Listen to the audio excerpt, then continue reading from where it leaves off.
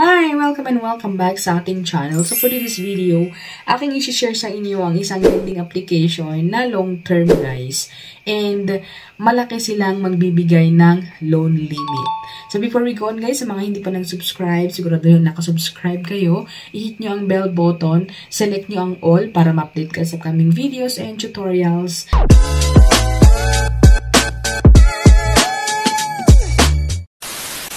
Alright, welcome and welcome back sa ating channel. So in this video ay magre-review na naman tayo ng isang lending application na long term. So siguradong alam nyo na to guys.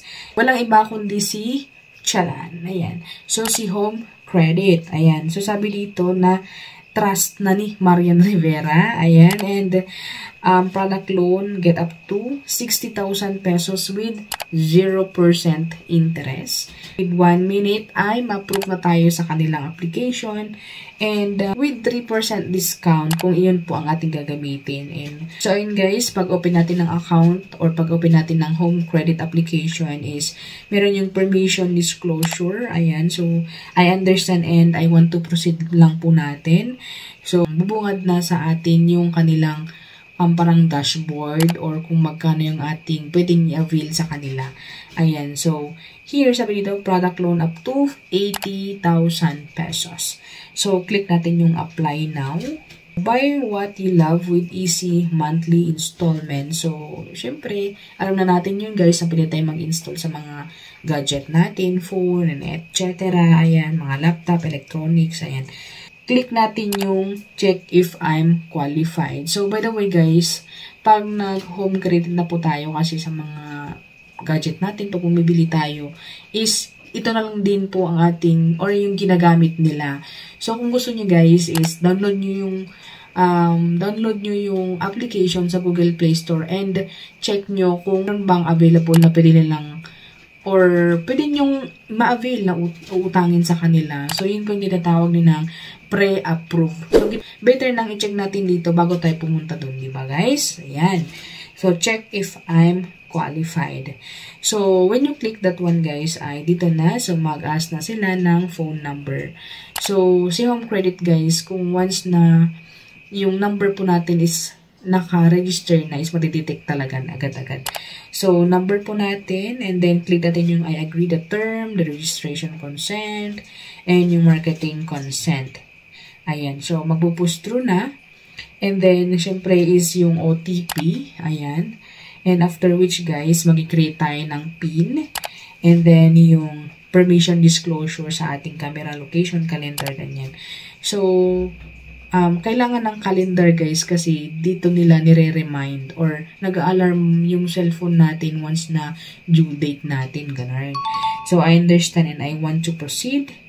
And then here, permission disclosure sa account list natin. And then, after which guys is yung i-verify na yung account natin. So, verification needed. So, magse-selfie po tayo. Ayan. So, meron silang guide kung paano tayo mag-selfie. So, don't smile daw. Ayan. And then, after which guys is yung ID. So, ito yung mga ID na available na pwede nating gamitin sa kanila. So, driver's license, UMID, Philippine ID, voters, postal, and yung PRC ID lamang. So, yun lang po ang pwedeng gamitin sa pangungutang sa Home Credit. Ayan. So, click natin yung scan. Pipicturean natin yung ID. Ayan. So, pag napicturean po yun guys is automatic na makukuha nila or makakapture nila yung mga information natin sa ating ID. Ayan. So, lagay po natin yung address, yung kung saan tayo nakatira, and then if you're permanent or not. So, nasa inyo guys kung click nyo yun guys, and then save na po. And then, after which is verify na. So, madali lamang po silang mag-verify mga ilang 1 minute, ganyan. And then, sabi dito na update, complete an update ng ating account. And then, after which guys is mapupunta na tayo sa ating dashboard or yung sa pinaka-home niya, home ng phone. So, antayin lang po natin kung ating pre-approve ba is approve or not. So, after 1 minute siguro yun guys, or less than 1 minute, ay send na sila ng text message Ayan, sa ating active na phone number. So, kailangan active po yung ilalagay natin number kasi yun po, or dun po sila magte-text.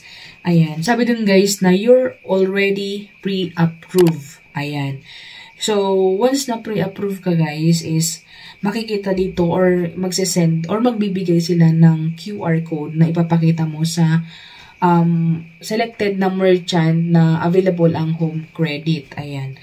So, here makikita nyo na almost there. Malapit mo na makuha ang 60,000 kasi 60,000. By the way guys, 60,000 po yung approved na loan ko. Ayan. So, almost there. Malapit mo nang makuha ang product loan up to 60,000 pesos. And yung QR code. So, meron silang binibigay na QR code. So, sabi dito na prepare at least 30% down payment for the item ko. So, kung sakali na mag-loan po tayo is kailangan meron tayong advance or ibibigay na down payment sa merchant or kung saan tayo bibili. Ayan. So, this will be valid until September 11, 2024. So, meron expiry. Kaya, pag nag-apply po tayo ng ganito, kailangan punta na po tayo within the days na binigay sa atin. So, today is September 4. So, 4, 5, 6, 7, 8, 9, 10, 11. So, 7 days po yung palugit na pwede natin gamitin yung approved na amount. So, nasa atin kung gagamitin ba natin yung 60,000 or 10,000, ganyan. So, I will be having vlog or mag-create ako ng video kung magkano yung aking nakuha. Ayan.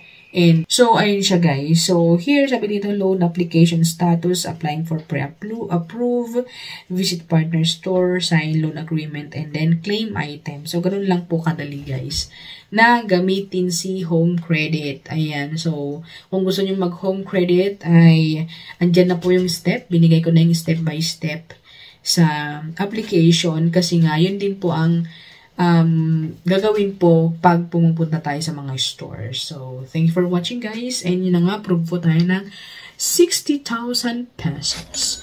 So, thank you for watching and see you again on my next one. Bye!